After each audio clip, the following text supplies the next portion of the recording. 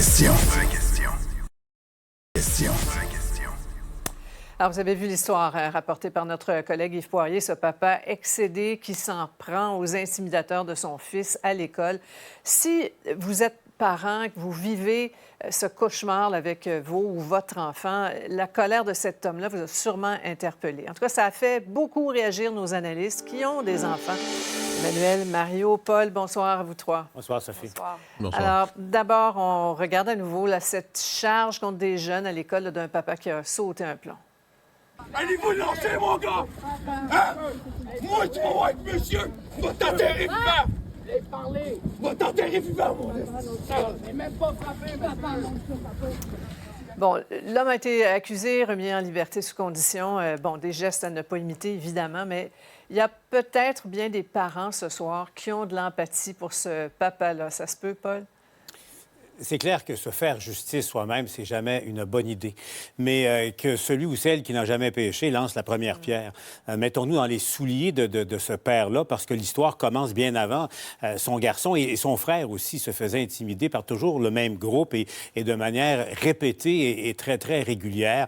Ils ont porté plainte, ils ont demandé à l'école d'intervenir et puis rien ne changeait. C'est là que le père, exaspéré, a décidé d'agir par lui-même. Mais c'est un problème tellement sérieux, tellement grave, dont on parle peu, mais bon, de l'intimidation à l'école, je pense, et rapidement, je vais vous le dire, ça date pas d'hier. Moi, à l'époque, je me souviens qu'à l'école primaire, secondaire, c'était chose commune. Ça se passait dans la cour d'école et ça finissait à 4 heures avec le son de la sonnette et puis avec la fin des classes.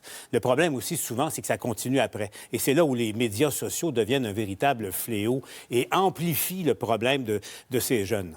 Ouais. Et qu'est-ce que l'école, les centres de services scolaires, le gouvernement peut faire de plus, Mario? Bien, on ne sait pas. Là. Je suis prudent, mais moi, j'ai des gens qui m'ont écrit depuis ce matin de cette école-là précisément et qui me disent, et ça semble se répéter, que la politique à cette école-là, c'est, s'il y en a qui t'intimident, laisse-les faire. C'est ça.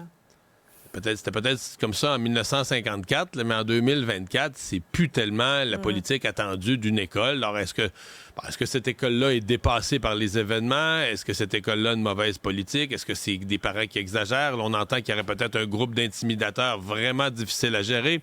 Je sais que dans une école privée, des jeunes qui sont pas du monde puis que les parents réagissent pas, on va les mettre dehors de l'école. À l'école publique, on va dire, on a le devoir... On ne peut pas les renvoyer chez eux. On a le devoir de les éduquer. On est pris avec des jeunes qui sont pas endurables. On appelle les parents de ces jeunes-là les parents qui s'en foutent de la violence. Il y en a à la maison. T'sais, on ne sait pas qu'est-ce qui se passe, mais il y a des écoles qui vont nous dire des cas comme ça, on est pris avec, des cas d'intimidateurs, on ne sait plus quoi faire, on ne sait plus comment les gérer. Ouais. Mais les parents d'enfants intimidés, eux, viennent à bout. Ouais. C'est ça qui se passe. Et Emmanuel, il ne faudrait pas, dans la vaste analyse là, sur le temps d'écran, se pencher aussi sur le web, là, ce repère des intimidateurs? Bien, c'est certain, je veux dire, parce que, comme le disait Paul, la réalité, c'est que c'est là que se poursuit la torture des enfants qui subissent de l'intimidation. Puis même quand les écoles interviennent sur place, à partir du moment où ça se poursuit à l'extérieur des murs de l'école, il n'y a plus rien que l'école peut faire d'une certaine façon. Alors, ces enfants-là deviennent impossibles à protéger. Puis la réalité, c'est que des enfants qui sont happés dans des médias sociaux, c'est l'adolescence, il faut que tu sois sur TikTok, Snap, whatever, mais ils sont accros à ça. Alors, c'est un cercle vicieux immensément compliqué que même les écoles les mieux intentionnées peinent à résoudre. Alors, imaginez celles où il y a un certain laxisme.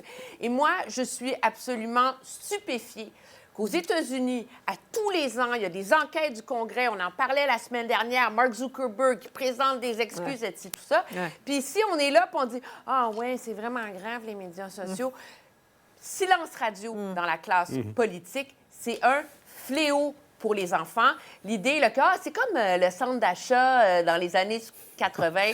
Oui, mais, et le mais a des conséquences absolument tragique. En même temps, le débat de société est tellement fondamental parce que ces jeunes-là, au fond, quand on y pense, reproduisent le comportement de bien des adultes qui se comportent sur le web comme si c'était dans le Far West, impolitesse, etc., et même de l'intimidation.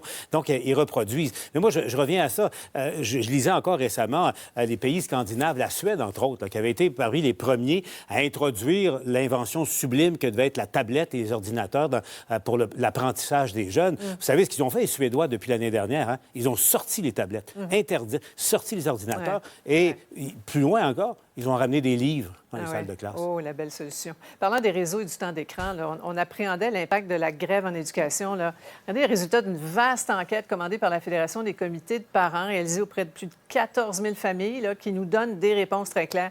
Le conflit qui a fait grimper le temps d'écran chez les jeunes a aussi eu un impact sur la santé mentale des parents et des élèves en difficulté. Donc, nos craintes sont confirmées, là, Mario. Oui, bien, ils ont raison. Les parents de craindre le temps d'écran. Il y a des jeunes qui en ont passé beaucoup là, pendant la grève. Moi, c'est un sondage qui m'intéresse. Ça dit quand même que les parents, bon, qui, on disait, appuyaient pour une partie, là, pour une majorité, les enseignants sont quand même conscients des dommages sur les jeunes. Moi, je suis rendu ailleurs. Là. Je veux pas des statistiques de sondage. Par exemple, je veux un vrai chiffre. Puis j'espère que quelqu'un va être assez honnête pour nous le donner. Il y a combien de jeunes qui sont jamais revenus à l'école? Parce que ça, on l'entend. Ça fait quelques jours, puis des experts nous le disent. Il y a des jeunes qui étaient à l'école, qui étaient toujours inscrits à l'école le 20 novembre, quand les écoles de la FAE ont fermé, et qui ne sont jamais revenus là, en janvier à la rentrée, qui ont ce moment d'arrêt très, très long, anormalement long, les a fait décrocher. Alors, si on est pour avoir un débat là, au cours des prochains mois sur est-ce qu'à l'avenir, on peut encore faire ça, fermer les écoles, est-ce qu'il faudrait faire de l'école un service essentiel, je pense qu'il faudrait qu'on ait cette donnée, ce chiffre pour alimenter le débat. On a échappé combien de jeunes qui ont décroché, qui sont jamais revenus à l'école au mois de janvier? Combien d'autres vont décrocher? Je veux dire, le problème, c'est combien d'autres vont décrocher. On a un plan de rattrapage jusqu'au mois de juin qui est rabiboché du mieux que peut le faire le ministre. Mais c'est quand même du rabibochage parce qu'on ne veut surtout pas annuler une journée pédagogique.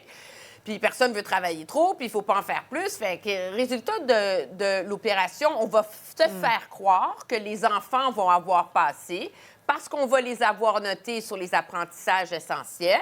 Hein, rappelez-vous, là, les trucs de la pandémie, c'est dans 1 an, c'est dans 2 ans qu'on va voir que certains de ces enfants-là, malheureusement, probablement les plus fragiles, les plus vulnérables, ceux qui ont le plus besoin d'un système public qui se tient, qui vont avoir fini par écoper. Donc, c'est ça aussi les statistiques qu'il va avoir. Moi, je suis d'accord avec Mario. On va fermer les écoles pour une éclipse solaire, hein? N'oubliez pas ça, si ça continue comme ça. Après la pause, on a bien tenté de faire baisser la tension aujourd'hui à l'Assemblée nationale avec plus ou moins de succès. On y revient.